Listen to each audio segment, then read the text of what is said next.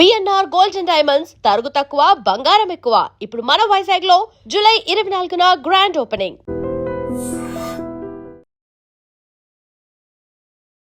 హైదరాబాద్ కి చెందినటువంటి sky route aerospace విక్రమ్-1 పేరుతో రాకెట్ ని ప్రయోగించింది. ఇప్పటిదాకా ఈ విజయం అనేది కేవలం అమెరికా, చైనా దగ్గర మాత్రమే ఉండేది. వాటి సరసన ఇప్పుడు భారత్ కూడా చేరింది. గతంలో మన ఇస్రో దగ్గర నుంచి రాకెట్ల మీద పంపించాలి అనుకున్న బండ్ల మీద వెళ్తున్నారు, లేకపోతే ఇలీట్ సర్కిల్లో మన వాళ్ళు ఒక ఎద్దును పట్టుకొని వెళ్ళారు, అక్కడ డోర్ నాక్ చేస్తున్నారు. 1960 నుంచి తుంబా దగ్గర నుంచి లాంచ్ చేసిన తుంబా తిరువనంతపురం మా ఫేమస్ ఫోటోగ్రాఫ్ ఒకటి ఉంది. సైకిల్ మీద తీసుకెళ్తుంది, దాని తర్వాత ఎడ్ల బండి మీద తీసుకెళ్తున్న ఫోటోలు అనేవి మా దగ్గరికి. రూట్ లాంచ్ మనం చూస్తే very really proud of it. Actually launch కొంచెం ప్రాబ్లం జరిగింది లాంచ్ టైంలో, there was a delay. ISRO ఉన్నప్పుడు మళ్ళీ ప్రైవేట్ కంపెనీలను ఎందుకు ఎంకరేజ్ చేయాలి? ఇస్రో అనేది ఒక పబ్లిక్ సెక్టర్ అండర్టేకింగ్ లాగా, it is not exactly public sector but almost government function. ఇప్పుడు ఇస్రో ఏం చేస్తున్నారు, వాళ్ళు సైన్స్ మిషన్స్కి వెళ్తున్నారు. Gaganyaan, beyond that, moon mission కానీ మార్స్ మిషన్ కానీ గగన్యాన్ లాంటి క్రూడ్ స్పేస్ ఫ్లైట్, ఇది they are concentrating on that. నమస్తే, నేను Kavitha. Welcome to I dream news and నిషాలు. ప్రపంచంలో కొన్ని దేశాలకే పరిమితమైనటువంటి ఘనతని అంతరిక్షంలో భారతదేశం సాధించింది. అది కూడా భారతదేశంలో ఫర్ ద ఫస్ట్ టైం ఒక ప్రైవేట్ కంపెనీ లాంచ్ చేసినటువంటి రాకెట్ సురక్షితంగా, విజయవంతంగా కక్షలోకి చేరుకుంది. హైదరాబాద్కి చెందినటువంటి స్కై రూట్ ఏరోస్పేస్ విక్రమ్-1 పేరుతో రాకెట్ని ప్రయోగించింది. ఇది భారతదేశంలో తొలి ప్రైవేట్ కంపెనీ. ఇప్పటిదాకా ఈ విజయం అనేది కేవలం అమెరికా, చైనా దగ్గర మాత్రమే ఉండేది. వాటి సరసన ఇప్పుడు భారత్ కూడా చేరింది. ఇన్నేళ్లలో భారత్ సాధించినటువంటి ప్రగతి ఏంటి, నెక్స్ట్ టార్గెట్స్ ఏం పెట్టుకుంది? స్కై రూట్ ఏరోస్పేస్ అయితే ప్రతి నెల ఒక రాకెట్ని మేము లాంచ్ చేస్తాము అనేది ఒక టార్గెట్గా పెట్టుకుంది. భారతదేశానికి కలిసి వచ్చినటువంటి అవకాశాలు ఏంటి? మనతో పాటుగా ఉన్నారు సీనియర్ జర్నలిస్ట్ సుయేష్ కొచ్చాతిల్ గారు. సార్ నమస్తే. సో స్కై రూట్ ఏరోస్పేస్ అనేది గతంలో మన ఇస్రో దగ్గర నుంచి రాకెట్ల మీద పంపించాలి అనుకున్నప్పుడు ఒక ఫేమస్ కార్టూన్ అనేది కనిపించింది. ఎడ్ల బండ్ల మీద వెళ్తున్నారు, లేకపోతే ఇలీట్ సర్కిల్లో మన వాళ్ళు ఒక ఎద్దును పట్టుకొని వెళ్ళారు, అక్కడ డోర్ నాక్ చేస్తున్నారు, గ్లాస్ డోర్ను అనేది. అంటే మన భారతదేశానికి అసలు అక్కడికి ఎంట్రన్సే లేదు అనుకుంటున్నటువంటి టైంలో ఇప్పుడు థర్డ్ కంట్రీ అయింది వరల్డ్లో. అమెరికా, చైనా తర్వాత భారతదేశం నిలిచింది. ఈ సక్సెస్ని ఎట్లా చూస్తున్నారు? మొన్న మోదీ గారు ఒక హైడ్రోజన్ ట్రైన్ని లాంచ్ చేశారు. అవును, జింద్ నుంచి సోనేపత్ దాకా 75 కిలోమీటర్లు. సో దీని గురించి మొన్న దూరదర్శన్లో ఒక డిస్కషన్ ఉండే, నన్ను పిలిచారు. I'm not an expert in the subject, కానీ నాకు తెలిసిన మటుకు రీసెర్చ్ చేసి నేను మాట్లాడాను దాని గురించి. 4 దేశాల దగ్గర ఈ టెక్నాలజీ ఉంది, హైడ్రోజన్తో రన్ అవ్వడం. చాలా సింపుల్ టెక్నాలజీ. సేమ్ టెక్నాలజీ మీరు హైడ్రోజన్ బాంబ్ వాడుకోవచ్చు with if you input uranium and nuclear technology into it. This is purely civilian purpose, only hydrogen. So మన దేశంలో ఏం చెప్తారు, ఒక సైంటిఫిక్ బెంట్ ఆఫ్ మైండ్ ఎప్పటి నుంచో ఉంది. సుశ్రుత టైం నుంచి, దానికన్నా ముందు మనం ఎప్పుడు చెప్తుంటాం జీరో అని చెప్తున్నాం. Concept of zero was invented by us అని. జీరో ఒకటే కాదు, క్యాల్కులస్ అండ్ హై అండ్ మ్యాథమెటిక్స్కి మా విలేజ్ నుంచి 6 కిలోమీటర్ దూరంలో there is a place called Irinjalakuda, where Madhava of Sangrama Gama, I think 16th century అనుకుంటా, he developed a Kerala school of mathematics. అది ఇప్పుడు కూడా మీరు ఇంటర్నేషనల్ యూనివర్సిటీస్లో మీకు కనిపిస్తుంది. ఐ థింక్ మన ప్రేక్షకులు గూగుల్ చేసుకుంటూ వస్తుంది, మాధవ సంగ్రమ గ్రామ, అడ్వాన్స్ మ్యాథమెటిక్స్. అది కూడా మన దీని మీద రాశారు, పామ్ లీవ్స్ మీద. ఆలోచించండి, అది ఇప్పుడు సైంటిస్ట్ తీసుకొని దాన్ని లాస్ట్ ఒక 10-15 ఇయర్స్ నుంచి రీసెర్చ్ చేసి, అది కూడా పోయిటరీ ఫార్మాట్లో, not even in typical text format, poetry ఫార్మాట్లో రాశారు. సో మన దగ్గర సైన్స్ అనేది ఐ థింక్ ఎప్పటి నుంచో మన దగ్గర మనకు ఉంది. మన దాంట్లో ఒక ఐఐటి వచ్చిన తర్వాతనో కానీ, బిట్స్ పిలానీ లాంటి ఇన్స్టిట్యూషన్స్, లేకుంటే మిగతా ఇంజనీరింగ్ కాలేజ్, టాప్ కాలేజ్ వచ్చిన తర్వాత కాదు, యూ ఆల్వేస్ హ్యాడ్ ఇట్. నా స్టెమ్లో మనకు ఒక చాలా మటుకు అడ్వాంటేజెస్ ఉన్నాయి ఇండియాకి. కానీ చాలా సంవత్సరాల నుంచి మన దగ్గర ఒక డ్రెయిన్ నడుస్తుంది. ఇక్కడి నుంచి యంగ్స్టర్స్ యూఎస్కి వెళ్తారు, అక్కడే సెటిల్ అయిపోతారు, తిరిగి రారు. అక్కడే అవకాశాలు బాగున్నాయి, మన దగ్గర అసలు దొరకట్లేవు, అలాంటి ఓపెనింగ్స్ కూడా లేవు అనేది. దానికి కారణాలు ఉన్నాయి. నరసింహారావు గారు ఎకానమీ ఓపెన్ అప్ చేసేదాకా మనకి ఎక్కువ ఆపర్చునిటీస్ లేకుండే. ఇప్పుడు లైసెన్స్ రాజ్ నడుస్తుండే.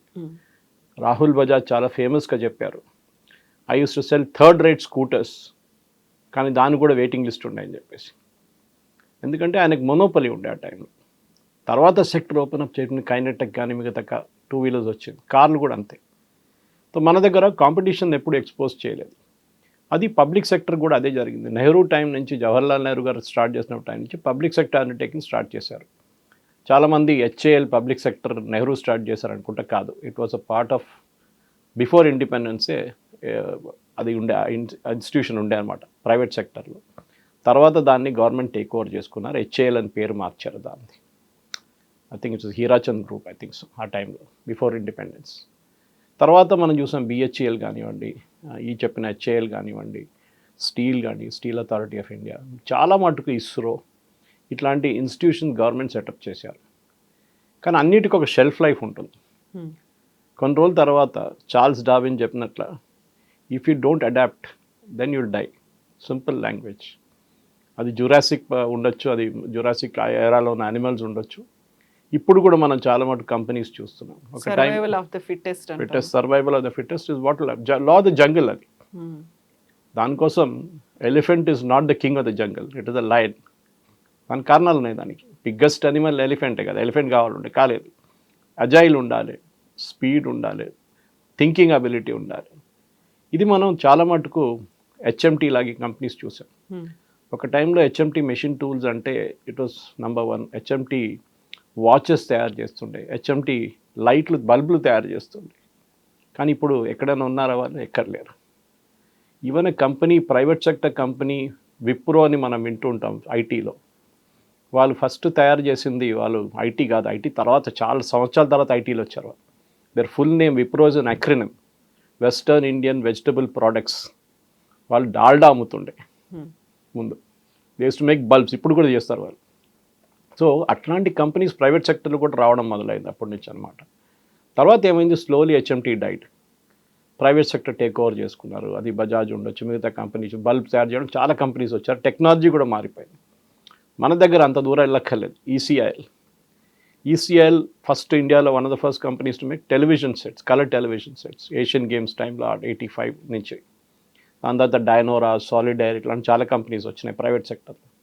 ఈసీఐఎల్ డైట్ అంటే ఉన్నారు ఇప్పుడు, but they are part of atomic energy division అనమాట. అటామిక్ ఎనర్జీ వాళ్ళ కోసం ఉన్న సైంటిఫిక్ అడ్వాన్స్మెంట్ చేస్తారు. ఇప్పుడు అక్కడున్న చాలామంది ఇంజనీర్స్ రిటైర్ అయిపోయారు. అక్కడున్న కొంతమంది విఆర్ఎస్ తీసుకున్నారు. మీరు కుషాయిగూడ ఏరియాకి వెళ్తే there is an ecosystem, అక్కడ ఎలక్ట్రానిక్స్ ఈకో సిస్టమ్ ఉంది. అక్కడ చాలా కంపెనీస్ ఐదర్ ఈసీఐఎల్ కోసం జాబ్ వర్క్స్ చేస్తారు, లేకుంటే ఇండిపెండెంట్గా వాళ్ళు స్టార్ట్అప్స్ పెట్టుకున్నారు. మీరు ఇటువైపు రామచంద్రపురం వైపు వెళ్తే బిహెచ్ఈఎల్, సేమ్ థింగ్. బిహెచ్ఈఎల్లో ఉన్న చాలామంది ఆ టైంలో టర్బైన్స్ కానీ జనరేటర్స్ తయారు చేసేటవాళ్ళు, హ్యూజ్ పవర్ ప్లాంట్స్ కోసం అంతా. వాళ్ళు కూడా ఇప్పుడు రిటైర్ అయిపోయి ఉంటారు చాలామంది. దాని నుంచి కొంతమంది బయటకు వచ్చి డిఫరెంట్ కంపెనీలు పెట్టుకున్నారు.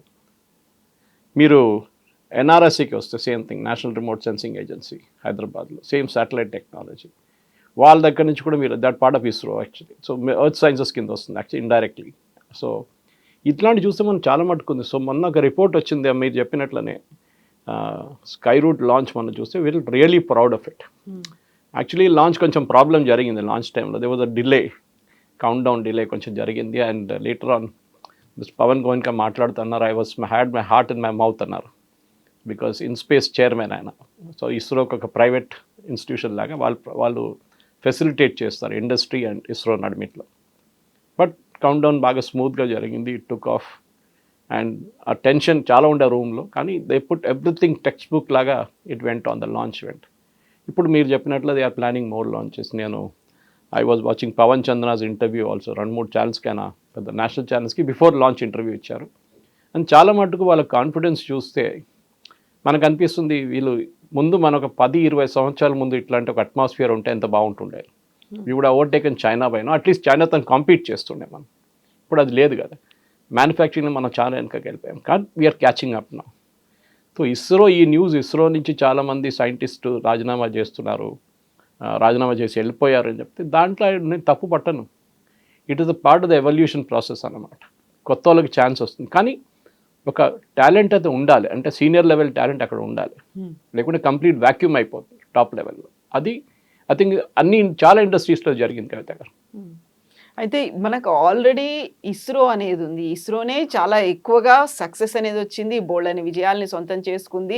భారతదేశం నుంచి కూడా మా శాటిలైట్లను పంపించాలని ఆల్మోస్ట్ ఒకేసారి 104 శాటిలైట్స్ని పంపించినటువంటి ఒక రికార్డ్ ఇస్రోకు ఉంది. బట్ ఇస్రో ఉన్నప్పుడు మళ్ళీ ప్రైవేట్ కంపెనీలను ఎందుకు ఎంకరేజ్ చేయాలి? ప్రైవేట్ దాంట్లో కూడా మనకి ఇంతమంది వస్తూ ఉన్నప్పుడు స్టార్టప్లని ఇంత ఎఫర్ట్ ఇస్రో మీద పెట్టిన తర్వాత అంత ఎఫర్ట్ దాని మీద పెడితే that is going to take some more time కదా అనేటువంటి ఒక ఫీల్ కనిపించింది గతంలో. ఇస్రో అనేది ఒక పబ్లిక్ సెక్టర్ అండర్టేకింగ్ లాగా, it is not exactly public sector undertaking, but almost government function. వాళ్ళ ప్రొసీజర్స్ ఉంటాయి. ఫర్ ఎగ్జాంపుల్ ఏమైనా చేయాలి, టెండర్ పిలవాల్సి వస్తుంది. మన టిపికల్ గవర్నమెంట్ స్టైల్లో టెండర్ ఒక ప్రైవేట్ సెక్టర్ కంపెనీలో డిసిషన్స్ టెండర్కి అక్కర్లేదు. They can take quick decisions, with in 2-3 రోజుల డిసిషన్ అయిపోతుంది. ఇక్కడ టెండర్ పిలుస్తారు, దాన్ని బట్టి 15 రోజులు చాలా ఉంటాయి. ఒక పర్మిషన్ కోసం మినిస్ట్రీ లెవెల్ దాకా వెళ్ళాల్సి వస్తుంది. ఆ టైంలో ఐ థింక్ ఒక మదర్ ఫిగర్ లాగా they had to be there. మనం ఇదే కాన్సెప్ట్ మనం ఇంటర్నేషనల్ లెవెల్లో కూడా జరుగుతుంది. ఎవరు 2 పెద్ద ఏజెన్సీస్ ఉండే లాంచ్లో, ఒకటి నాసా, ఇంకోటి యూరోపియన్ స్పేస్ ఏజెన్సీ ఆరియాన్ అని చెప్పి వాళ్ళ పెద్ద రాకెట్ ఉండే. మనం కూడా చాలా మటుకు మన ఎర్లీ రాకెట్స్ అక్కడి నుంచి, మన శాటిలైట్స్ అక్కడి నుంచి పంపించాము, ఆరియాన్ నుంచి, ఎస్పెషలీ హెవీ శాటిలైట్స్. కానీ జరిగింది ఏంటంటే ఇప్పుడు నాసా చూడండి, ఒక టైంలో ఛాలెంజర్ ఉండే, ఎండెవర్ ఉండే, వాళ్ళ దగ్గర discovery, how many space shuttles they. ఇప్పుడు ఒక్క స్పేస్ షటిల్ లేదు. ఎందుకని అడిగితే టెక్నాలజీ మారిపోయింది. స్పేస్ షటిల్స్ అక్కర్లేదు. మీకు అస్ట్రోనాట్స్ పంపించాలంటే, లేకుంటే కాస్మోనాట్స్ని పంపించాలంటే you can either use Baikonur, మన పంపించారు చూడండి, మన ఇండియన్ ఆరిజిన్ అనిల్ మేనన్ వెళ్ళారు, same thing can be used. Or ఇక్కడ స్పేస్ ఎక్స్ ఉంది, స్పేస్ ఎక్స్ నుంచి పంపిస్తున్నారు ఇప్పుడు. సో నాసా కంప్లీట్లీ ఒక ఇస్రో లాగా అయిపోయారు. They are only playing the role of a facilitator. ISRO కూడా డీప్ టెక్ మిషన్స్కి వెళ్తున్న వాళ్ళు చిన్న చిన్న శాటిలైట్ లాంచెస్ అంతా పిల్లలు చూసుకుంటారులే అని చెప్పేసి ఇడిచేశారు. This is not our game, వాళ్ళు చూసుకుంటారు. ఎందుకంటే ముందు 1.5 టన్స్ శాటిలైట్స్ అంతా ఉండే, ఇప్పుడు 500 కిలోల శాటిలైటే సరిపోతుంది. రేపు అది 250 కూడా కావచ్చు. ఎందుకంటే లైక్ ఎనీథింగ్ ఎల్స్, మన మొబైల్ ఫోన్ ముందు వచ్చినప్పుడు నాకు గుర్తుంది 98లో నా ఫస్ట్ మొబైల్ ఫోన్ తీసుకున్నప్పుడు JTM అని చెప్పి కంపెనీ ఉండే, వైర్లెస్ ప్రొవైడర్. నాది ఒక మోటరోలా ఉండే, ఒక చిన్న ఇటుకలాగా ఉండేది. దాంతో ఏమంతా కొడితే కూడా వాళ్ళు ఇంజరీ అవుతుంది, వాళ్ళు అంత థిక్ ఉండే ఫోన్ అనమాట. ఒకరోజు నా కార్ పైన పెట్టి మర్చిపోయాను, కార్ ఉంది, నడిపించుకుంటే వెళ్ళాను, ఇక్కడ పరేడ్ గ్రౌండ్ దగ్గర చేరుకున్న తర్వాత చూసి అక్కడే ఉంది అది. సో దట్ కదలకుండా, so that is compress to mobile phone like this today. ఈ సైజ్కి వచ్చే, దీనికంటే చిన్నగా వచ్చేసింది టెక్నాలజీ, ఇంకా చాలా space. So satellites also same thing అనమాట. సో ఇప్పుడు ఇస్రో ఏం చేస్తున్నారు, వాళ్ళు సైన్స్ మిషన్స్కి వెళ్తున్నారు. Gaganyaan, beyond that, moon mission కానీ, మార్స్ మిషన్ కానీ, గగన్యాన్ లాంటి క్రూడ్ స్పేస్ ఫ్లైట్, ఇది they are concentrating on that. చిన్న చిన్న పనులన్నీ పక్కన పెట్టేశారు వాళ్ళు. సో న్యాచురలీ వీళ్ళు ఎక్కడ వెళ్తున్నారు, ఈ రాజీనామా చేసిన వాళ్ళు మీరు అనలైజ్ చేస్తే వాళ్ళు ఎవ్వరు చాలా తక్కువ మంది అబ్రాడ్ వెళ్ళారు, చాలా తక్కువ. It is in single digits percentage wise. Most of them have join private sector ఇండియాలో. ఈ మన దగ్గర ఇప్పుడు స్కై రూట్ లాంచ్ చేసిన వాళ్ళిద్దరు చూస్తే మీరు, ఒకరు IIT Kharagpur, and I think another some another IIT, I think both are IIT, another IIT, కానీ దేవర్ కోర్స్ మేట్స్ ఇస్రో. వాళ్ళిద్దరూ ఇస్రో జాయిన్ అయ్యారు, 6 సంవత్సరాలు పనిచేశారు. దాని తర్వాత అక్కడి నుంచి రిజైన్ చేసి వాళ్ళు స్కై రూట్ అనే కంపెనీ పెట్టారు. మనకు 2020 దాకా స్పేస్ పాలసీ లేకుండే. మోదీ గవర్నమెంట్ 2020లో స్పేస్ పాలసీ ఇంట్రడ్యూస్ చేశారు. సేమ్ బజాజ్ స్కూటర్కి ఒక మీరు లైసెన్స్ ఎట్లా ఇచ్చారో, that you will be the only company, మీ కాంపిటీషన్ ఉండదని. ఇప్పుడు ఇస్రో కాంపిటీషన్ వచ్చేసింది. కానీ స్టిల్ ఇప్పుడు మొన్న లాంచ్ చేసిన రాకెట్ కూడా ఇస్రో నుంచి లాంచ్ చేశారు, మన శ్రీహరికోట నుంచి లాంచ్ చేశారు. ఎందుకంటే అక్కడ మీకు ఒక ఈక్వేటర్ దగ్గర ఒక ఫెసిలిటీ ఉంటుంది, ఒక ఎక్స్ట్రా లిఫ్ట్ వస్తుంది మీకు అనమాట శ్రీహరికోట నుంచి. లేకుంటే మీ శాటిలైట్స్ ఎక్కడి నుంచి అని లాంచ్ చేయొచ్చు కదా మీ రాకెట్స్. శ్రీహరికోట దానికి కంప్లీట్లీ ఫిట్ ప్లేస్ అనమాట. చాలా సంవత్సరాల నుంచి మనకు తెలిసింది, S L satellite launch vehicles early days నుంచే మనకు తెలుసు. ఇప్పుడు వీళ్ళిద్దరు కలిసి కంపెనీ పెట్టారు. క్లియర్లీ పవన్ చంద్ర చెప్తున్నారు, మాకే తెలియదు మేము ఏం చేయబోతున్నాం అర్థం కాలేదు, కానీ we had a concept in mind. ఒక ప్రైవేట్ సెక్టర్ కంపెనీ స్టార్ట్ చేయాలి, రాకెట్స్ తయారు చేయాలని చెప్పి. ఇప్పుడు మొన్న లాంచ్ చేసిన రాకెట్ చూస్తే మీరు, దాంట్లో కార్బన్ కాంపోజిట్స్ ఉన్నాయి, and it is very very light compared, కానీ యాజ్ స్ట్రాంగ్ ఎస్ స్టీల్ అనమాట. 3D printed rocket engines. అది అంతా మీరు ఒక గవర్నమెంట్ సెక్టర్లో ఆలోచించాలంటే చాలా టైం పడుతుంది. ఇన్ఫ్యాక్ట్ ఇస్రోది లాస్ట్ ఒక 15 లాంచెస్ తీసుకుంటే మీరు, చాలా మటుకు ప్రైవేట్ సెక్టర్ ఇన్వాల్వ్మెంట్ ఉంది దాంట్లో. మన దగ్గర ఉన్న MTI టెక్నాలజీ, బాలనగర్, వీళ్ళు చాలా మటుకు కంపెనీస్ దాంట్లో ఉన్నారన్నమాట. ఇప్పుడు మన దగ్గర మీరు చూస్తే 400 స్టార్టప్స్ ఉన్నాయి, స్పేస్ స్టార్టప్స్. ఎగ్జాక్ట్లీ. దాంట్లో స్పెషలైజ్ టెక్ స్పేస్ స్టార్టప్స్ 250. ఆలోచించండి. No you can big names, మీరు స్కై రూట్ ఒకటి చూశారు, అగ్నికుల్ ఒకటి ఉంది, పిక్సెల్ ఉంది, then there is Dhruva, then there is GalaxEye, ఇట్లాంటి చాలా కంపెనీస్ ఉన్నారు. So I think more the merrier అంటాం మన ఇంగ్లీష్లో. రానివ్వండి, ఇంకా ఇట్ బి గుడ్.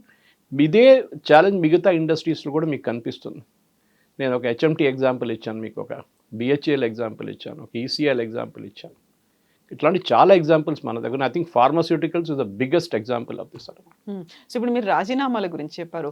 ఇస్రో నుంచి ఆల్మోస్ట్ 1 ఇయర్లోనే 120 మంది సైంటిస్టులు రాజీనామా చేశారు. బట్ వాళ్ళని రాజీనామా కానీ విఆర్ఎస్ కానీ తీసుకున్నారంటే అంత ఈజీగా యాక్సెప్ట్ చేయడానికి కూడా నాసా, ఇస్రో ఇప్పుడు ఒప్పుకోవట్లేదు. దానికి కూడా కొన్ని రూల్స్, రెగ్యులేషన్స్ ఇవన్నీ పెడుతోంది. వాళ్ళు ఏం చేస్తారు, ఎందుకు అనే దాంట్లో ఇంత ఎఫర్ట్ పెట్టారు. ఈ 120 సైంటిస్టులు కూడా గగన్యాన్ కోసం వర్క్ చేస్తున్నటువంటి సైంటిస్టులు. ఫస్ట్ టైం ఒక మ్యాన్తో, అక్కడ మానవ సహితంగా ఒక రాకెట్ని అక్కడికి పంపించాలి అనే దాంతో స్టార్ట్ చేసినటువంటి గగన్యాన్ అది. దాంట్లోంచి 120 సైంటిస్టులు రిజైన్ చేయడం, లేకుంటే విఆర్ఎస్ తీసుకోవడం, అది కూడా స్పెసిఫిక్ రీజన్స్ మెన్షన్ చేస్తున్నారా లేదా, ఇవన్నీ కూడా మరి ఇస్రో దాని మీద అబ్జర్వ్ చేస్తోంది కదా.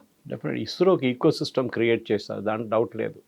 1960 నుంచి తుంబా దగ్గర నుంచి లాంచ్ చేసిన తుంబా తిరువనంతపురం, మా ఫేమస్ ఫోటోగ్రాఫ్ ఒకటి ఉంది, సైకిల్ మీద తీసుకెళ్తుంది, దాని తర్వాత ఎడ్ల బండి మీద తీసుకెళ్తున్న ఫోటోలు అన్నీ ఉన్నాయి మన దగ్గర ఇప్పుడు కూడా. దాని నుంచి ప్రోగ్రెస్ అయ్యి we are come to this stage right now. So ISRO అదే పార్టీకి లాంచ్ చేస్తుంటారంటే ఐ థింక్ లాజిక్ పనికి రాదు. ఇప్పుడు ఈ గగన్యాన్ టీం మీరు వెళ్ళిపోయింది అంటున్నారు, అందరూ వెళ్ళలేదు, కొంతమంది వెళ్ళారు. వాళ్ళు రేపు మళ్ళీ ప్రైవేట్ సెక్టర్ నుంచి గగన్ కాంట్రిబ్యూట్ చేయొచ్చు కదా గగన్యాన్ కోసం, ఎవరు ఆపలేదు కదా వాళ్ళని. Tomorrow ISRO can call them back for, okay మాకు ఈ టెక్నికల్ ఛాలెంజ్ ఉంది, మీరు సాల్వ్ చేయగలరా అంటే private sector can solve it like that. So వాళ్ళు ఉన్నారు ఇక్కడే. నేను చెప్పాను చూడండి, సింగిల్ డిజిట్స్లోనే బయటికి వెళ్తే ముందు మేజర్ బ్రెయిన్ డ్రైన్ ఉండే. నాసా ఎప్పుడు చెప్తుండే చూడండి, నాసాకి వెళ్తే 1/3 ఇండియన్ సైంటిస్ట్ కనిపిస్తారు అక్కడ అని. It is true actually. కానీ ఇప్పుడు అట్లా కాదు కదా, నాసా దగ్గరే సైంటిస్ట్ లేరు ఇప్పుడు. వాళ్ళ దగ్గర నుంచి మన బ్లూ ఆరిజిన్ కానీ మిగతా స్పేస్ ఎక్స్ కానీ అట్లాంటి ఆర్గనైజేషన్స్కి వెళ్ళిపోతున్నారు అందరూ. ఎస్, మన దగ్గర కూడా ఛాలెంజ్ ఉంటుంది. సరే ఇస్రో ఇన్వెస్ట్ చేశారు, ఇప్పుడు మన బాండ్ అంట, మన ఐటీ కంపెనీస్లో బాండ్స్ పెడతారు వీళ్ళు. Okay, they will ask you to sign a bond. ఎందుకు? మీ మీద ఇంత టైం ఇన్వెస్ట్ చేశాం, మిమ్మల్ని ట్రైనింగ్ ఇచ్చాం, మీకు ఎక్స్పోజర్ ఇచ్చాం, అన్నీ చేసిన తర్వాత మీరు టక్మని ఒక రోజు రాజీనామా చేసి వెళ్ళిపోతే ఎట్లా? So you have to stay for 2 years 3 years అని. కానీ ఒక డిస్సాటిస్ఫైడ్ ఎంప్లాయీ కవిత గారు ఎప్పుడు పెట్టుకోకూడదు. వాళ్ళు ఫ్రస్ట్రేటెడ్గా పనిచేస్తారు. వాళ్ళు నన్ను పోనీయట్లేదు, నన్ను వెళ్ళనీయట్లేదు అని చెప్పి they will show they frustration. ఎవరైనా వెళ్ళాలంటే వెళ్ళనియండి వాళ్ళని. నేను ఎప్పుడు ఐ వాజ్ ఆల్వేస్ అగేన్స్ట్. నేను ఇండస్ట్రీలో ఉన్నప్పుడు కూడా ఎప్పుడు చెప్తాను, ఈ బాండ్ అనేది ఎప్పుడు పెట్టుకోకూడదు. ఆయన వాళ్ళు వెళ్తున్నప్పుడు they will go back frustrated out of the company. So much of pressure అనేది వాళ్ళ మీద ఉంది, ఎక్స్పెక్టేషన్స్ చాలా ఎక్కువ పెట్టుకున్నారు. అందులో కూడా వాళ్ళు అంతలా వర్క్ చేయట్లేదు అనేటువంటి ఒక భావన కూడా కనిపించింది అని. లాస్ట్ 2-3 శాటిలైట్ లాంచెస్ ఫెయిల్ అయింది, ఎస్పెషలీ 3rd స్టేజ్లో ఫెయిల్ అయింది దాన్ని. కానీ it's a learning lesson. Abdul Kalam garu చెప్పిన ఒక మాట ఉంది గుర్తు. I think one of the satellite launches early ones fail అయినప్పుడు Kalam garu I think with the principal adviser I think that time defence మినిస్టర్కి ఆయన వచ్చి మాట్లాడుతున్నారు. యూజువలీ సక్సీడ్ అయినప్పుడు ఇస్రో చైర్మన్ అడ్రస్ చేస్తారు ప్రెస్ మీట్. అక్కడి నుంచే ప్రెస్కి ఒక్కడే కాదు అందరు ఆడియన్స్ని, వాళ్ళ కొలీగ్స్ని కూడా. ఆ టైం కలాం గారు వచ్చి నిలబడ్డారు. అండ్ ఈ said we launch the satellite but it went to this stage and after that there was an anomaly and it crashed in to the sea. We will analyse, మేము అనలైజ్ చేస్తాం. దీని తర్వాత మొత్తం analyse చేసిన తర్వాత scientific parameters అంతా study చేసిన తర్వాత ఏం జరిగింది తప్పని దాన్ని కరెక్ట్ చేస్తాం అని చెప్పి ఆయన ఈ కేమ్ ఆఫ్ ద స్టేజ్ అనమాట. ఇస్రోని ఎవరిని ముందుకు రానియాలి ఆయన, ఎందుకంటే వాళ్ళెందుకు పాప వచ్చి వాళ్ళు పబ్లిక్ నుంచి ప్రెస్ నుంచి అంత ప్రెషర్ తీసుకోవాల్సింది చెప్పి. నెక్స్ట్ టైం ఆ శాటిలైట్ సేమ్ సీక్వెన్స్ లాంచ్ అయినప్పుడు సక్సీడ్ అయినప్పుడు అలా కలాం గారు ఉన్నారు. ఈ put ISRO chairman now and said go address the gathering. That is leadership. ఆ లీడర్షిప్ అదనమాట. సో ఈ లీడర్షిప్ అనేది ఇప్పుడు చాలా మటుకు గవర్నమెంట్లో ఏమవుతుందంటే ఈ బ్యూరోక్రసీలోనే ఇది అయిపోతుంది. ఒక జాయింట్ సెక్రటరీ లెవెల్ ఆఫీసర్కి ఢిల్లీలో కూర్చొని ఇస్రో చైర్మన్ కన్నా ఎక్కువ పవర్ ఉంటుంది వాళ్ళ దగ్గర. They can deny anything. అది జార్జ్ ఫెర్నాండెస్ గారు చూపించారు ఒకసారి. ఆయన డిఫెన్స్ మినిస్టర్ ఉన్నప్పుడు ఈ డిఫెన్స్ వాళ్ళు ఎస్పెషల్లీ సియాచిన్ దగ్గర స్నో స్కూటర్స్ కావాలండే వాళ్ళకి. అది కాకుండా బూట్స్ లేవు, కోట్స్ లేవు వాళ్ళ దగ్గర వింటర్ కోసం, -30 -20 degreesలో. అడిగితే వీళ్ళు టెండర్ బిల్ వాళ్ళే. టెండర్ బిల్స్తే ఇండియాలో అట్లా లేదు స్నో స్కూటర్స్, బయట నుంచి తెప్పించుకోవాలి, కానీ మన దగ్గర ఇంపోర్ట్ పాలసీ లేదు, అది ఇది అని చెప్పి సంవత్సరాల పాటు పోస్ట్పోన్ చేశారు. దాంతో చాలామంది చనిపోయారు మన సైనికులు. జార్జ్ ఫెర్నాండెస్ గారు డిఫెన్స్ మినిస్టర్ అయిన వాడు ఏం చేశారు, నెక్స్ట్ వీక్ ఆయన ఈ జాయింట్ సెక్రటరీ, అండర్ సెక్రటరీ, అందరినీ సియాచిన్ పంపించారు. Go stay they for a week అన్నారు. అక్కడ వెళ్ళినప్పుడు వాళ్ళకి అర్థమైంది what is the practical problem, అక్కడ వాళ్ళు ఎట్లా బతుకుతున్నారు, ఎట్లా దీనికి ఇమ్మీడియట్గా వచ్చి ది ఆర్డర్డ్ ఎవ్రీథింగ్. అండ్ ఒక నెల లోపల కోట్స్ కానీ బూట్స్ కానీ వెళ్ళిపోయింది. దాని తర్వాత స్నో స్కూటర్స్ వచ్చాయి. అంటే మన గవర్నమెంట్ వైపు నుంచి బ్యూరోక్రసీని మార్చాలి. మోదీ గారు చాలా మటుకు చట్టాలు ఒకటే మార్చడం కాదు, చాలా పాత చట్టాలు తీసేశారు. అది కాకుండా ఈవెన్ బ్యూరోక్రసీని మార్చాలంటే ఇప్పుడు మన బుల్లెట్ ట్రైన్ ఆలోచించండి. ఇప్పుడు హైదరాబాద్ పూణే, హైదరాబాద్ చెన్నై, హైదరాబాద్ బెంగళూరు.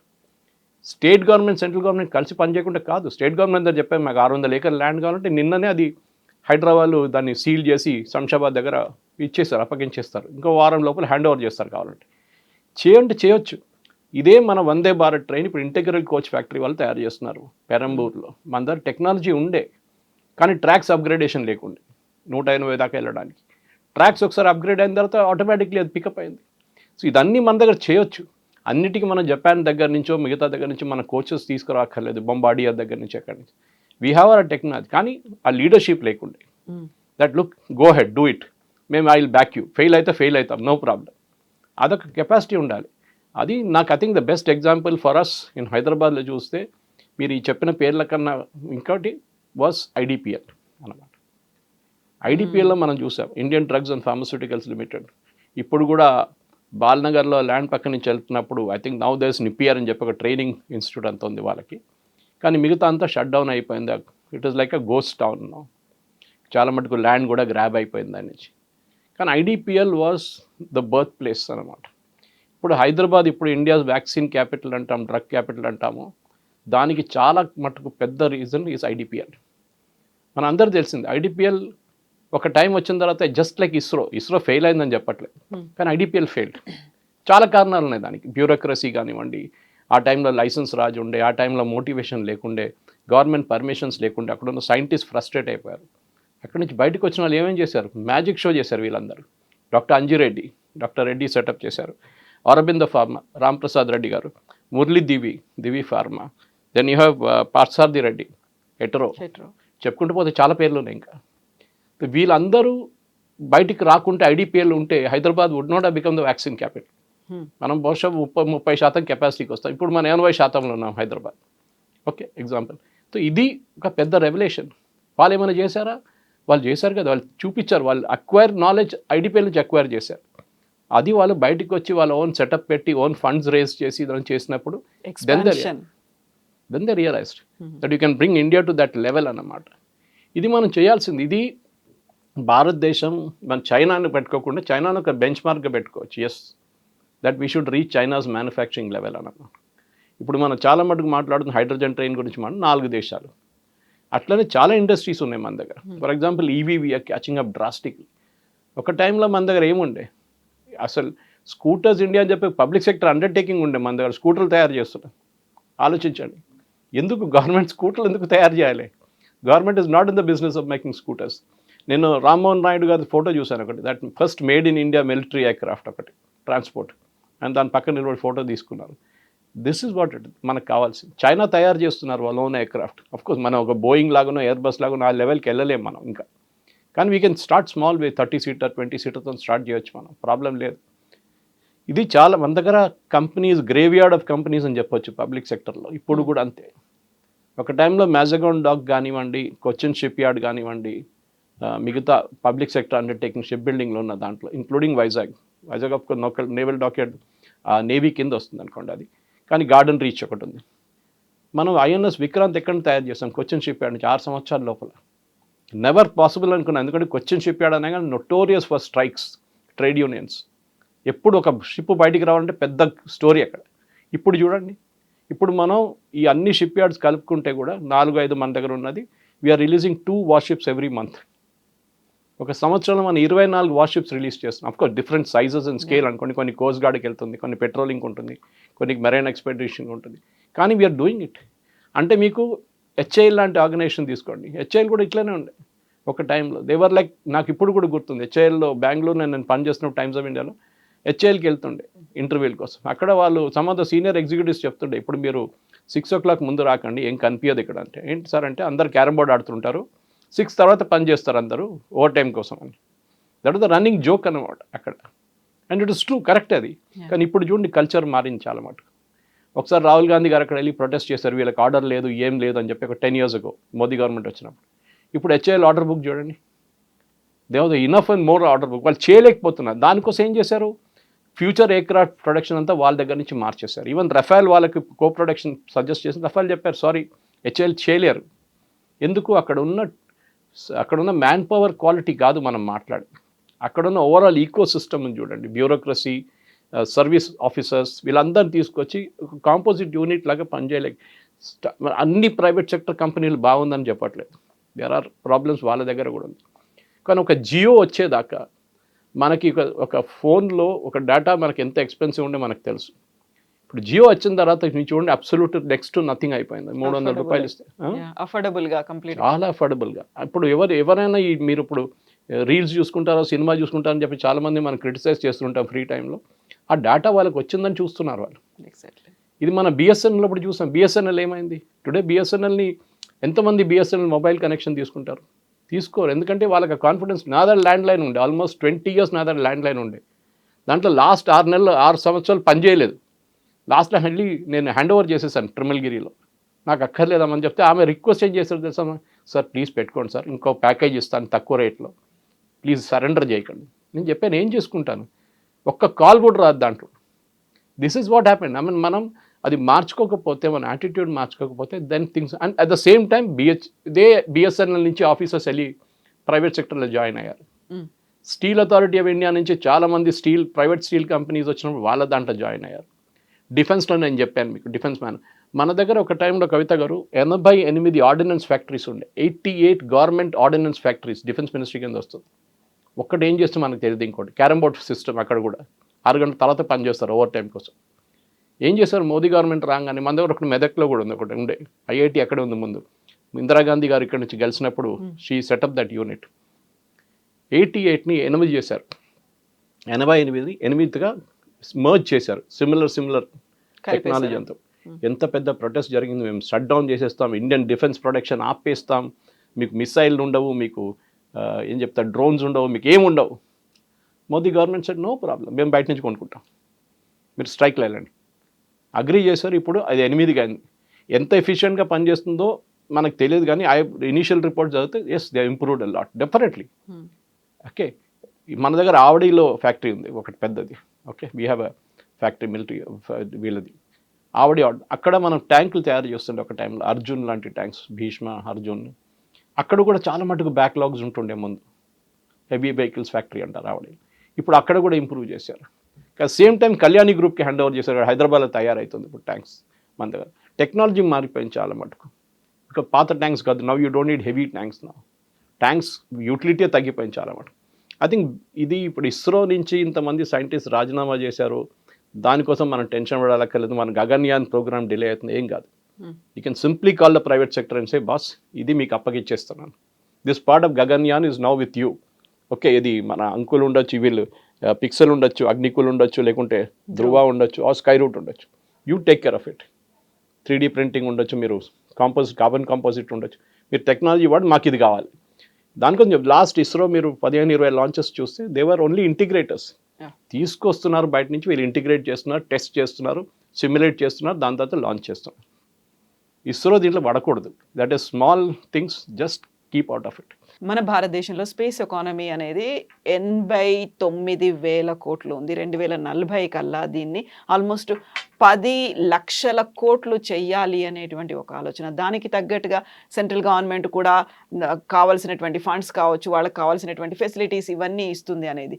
ఇప్పటి నుంచి 2040 వరకు అనుకుంటే ఎన్ని సక్సెస్ స్టోరీస్ని మనం చూడొచ్చు అంటారు? వందలాది ఉంటుంది, hundreds and thousands.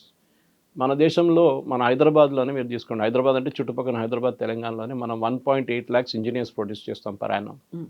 I think around the country it must be more than 1 million. వాళ్ళని ఎక్కడ ఉద్యోగం ఇస్తారు మీరు? ఓకే, ఎంతమందికి ఐటీలో ఉద్యోగం వస్తుంది? IT it self is షింకింగ్. ఇప్పుడు ఐఏఐ వచ్చిన తర్వాత చాలా మటుకు లే ఆఫ్స్ చాలా జరుగుతుంది. ఇవాళ చూసాను నేను, ఆన్ బోర్డింగ్ కూడా జరగట్లేదని చెప్పి ఐటీ కంపెనీస్లో కొత్త క్యాంపస్ రిక్రూట్మెంట్స్. ఇది industry. Space is a next frontier అంటాము, అది చాలా important. And nothing called rocket science, it's all possible. అంటే మనం యూజువలీ చెప్తున్నాం ఇంపాసిబుల్, దాన్ని రాకెట్ సైన్స్ అంటాం.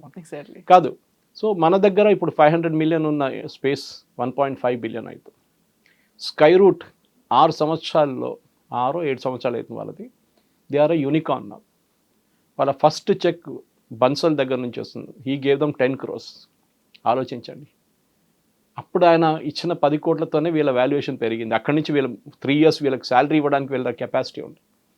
అక్కడ యావరేజ్ ఏజ్ ఇస్ 28 చెప్పాను చూడండి దీనికన్నా. 28. దెన్ ఆ ఎంతూజియాజం ఎంత ఉంటుంది? ఐఎమ్ 60+ కానీ ఆ ఎంతూజియాజం నా దగ్గర అంత తక్కువ ఉంటుంది. ఎందుకంటే ఎనర్జీ మనది అంత ఉండదు మనకి. ఒక కొత్త 25-year-old యాంకర్ వస్తేనే మాట్లాడు, వాళ్ళ ఎనర్జీ సపరేట్ ఉంటుంది, వాళ్ళకి ఐడియా సపరేట్ ఉంటుంది. They think out of the box అన్నమాట. అట్లాంటి యంగ్స్టర్స్ మనకి కావాలి. ఒకటి scientific thinking of mind, scientific bent of mind. ఇంకోటి ప్రాబ్లమ్ సాల్వింగ్ అబిలిటీ. ఏ ప్రాబ్లం మీ ముందు వస్తే అది సాల్వ్ చేయడానికి ఉన్న అబిలిటీ మీకు ఉండాలి. అండ్ అన్ఫర్గివింగ్ ప్లేస్ అంటారు ఎప్పుడు. ఎర్రర్స్ జరుగుతాయి, చాలా మటుకు జరిగింది. మన కల్పన చావ్లా చనిపోయిన ఆ మిషన్ మనకు తెలుసు వాట్ హ్యాపెండ్ దేర్. ఓకే, కానీ దానికన్నా ముందు ఎన్నో సక్సెస్ఫుల్ లాంచెస్ జరిగింది, ఎన్నో సక్సెస్ఫుల్ ల్యాండింగ్ జరిగింది, దాని తర్వాత కూడా జరిగింది. బట్ మనం అదొకటే గుర్తుపెట్టుకుంటాం. ఇప్పుడు మన దగ్గర కూడా ఫెయిలియర్ అయితే అప్పుడు ఇమీడియట్గా మీరు చూస్తారు, చాలామంది ఎడిటోరియల్ రాస్తారు, ఇస్రో ఇస్ ఫెయిలింగ్, అది 3rd stage 3 సార్లు ఫెయిల్ అయింది. ఓకే, నో ప్రాబ్లం, జరుగుతుంది. We can't help it. It's very unforgiving field. కానీ ఇప్పుడు ప్రైవేట్ సెక్టర్ వచ్చినప్పుడు ఏమవుతుందంటే వాళ్ళు ఫ్రెష్ మైండ్స్తో ఆపరేట్ చేస్తారు. 3D printed టెక్నాలజీని చేశారు, అది కాకుండా కార్బన్ కాంపోజిట్ యూజ్ చేశారని ఆయన చెప్తున్నారు. పవన్ చెప్పారు.